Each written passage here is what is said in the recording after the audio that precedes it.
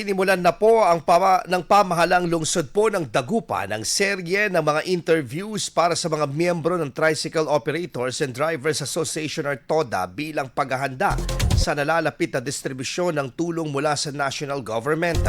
Tinatayang nasa 1,500 na drivers at operators ang kabilang sa unang batch ng mga benepisyaryong sumailalim sa mga assessment na pinangunahan ng City Social Welfare and Development Office or CSWDO at Public Order and Safety Officer POSO. Inaasahang susunod naman ang ikalawang batch na binubuo ng mahigit nasa 3,000 TODA members bilang pagpapatuloy ng mga mas malawak na saklaw ng ayuda. Tiniyak ng mga kinaukulang tanggapan ang araw-araw na intake process upang masigurong mabilis, maayos at sistematiko ang pamamahagi ng tulong, lalo na para sa mga lubos na naapektuhan ng Bagyong Uwan.